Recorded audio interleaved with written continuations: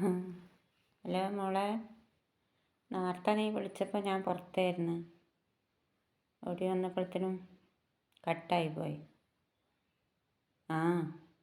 പുറത്തോരോ പണിയിലായിരുന്നു. തുണികൾ ആറിയിടുന്ന പണിയായിരുന്നു.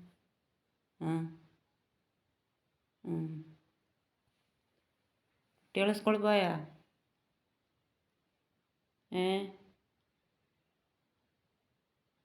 ജലദോഷമോ? ആവി പിടിക്കാൻ പറഞ്ഞില്ലേ? ആവി പിടിക്കാൻ പറ. നിനക്ക് പോകാനായില്ലേ? ഞാൻ എന്താ വിളിച്ചതെന്നറിയോ? പിന്നെ ഞങ്ങൾ അയൽക്കൂട്ടത്തുനിന്നേ ടൂറിന് കൊണ്ടുപോകണ്ട എല്ലാവരെയും. അമ്മയ്ക്കും പോകണമെന്നുണ്ട്. പൈസ ഒന്നുമില്ലല്ലോ. പിന്നെ പോയിക്കൂടെയാണോ? ഞാനെപ്പോൾ പോകാനാ?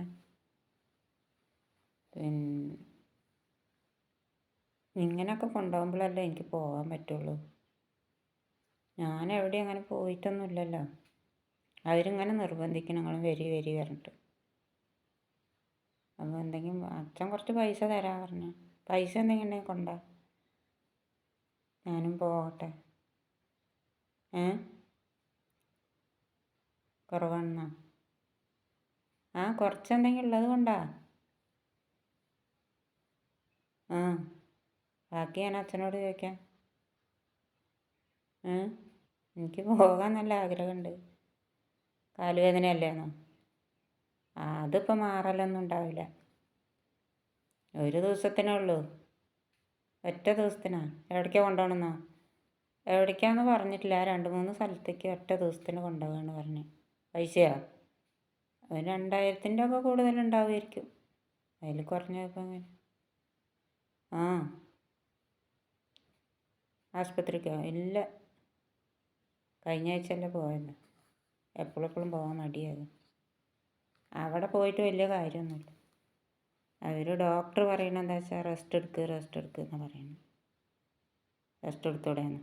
ഞാനെങ്ങനെ റെസ്റ്റ് എടുക്കാനാ? അപ്പോൾ പണികളൊക്കെ ആരാ ചെയ്യുക? അങ്ങനെയൊക്കെ തന്നെ ചെയ്യണുള്ളൂ. ഇപ്പം ഞാൻ അധികം പണികളൊന്നും ചെയ്യലില്ല. പണിയൊക്കെ കുറച്ചൊക്കെ കഴിഞ്ഞു. ചോറായി. കറിയൊന്നും ഉണ്ടാക്കിയിട്ടില്ല. അച്ഛൻ എന്തെങ്കിലും കൊണ്ടുവരുമായിരിക്കും. മേപ്പാടി പോയി.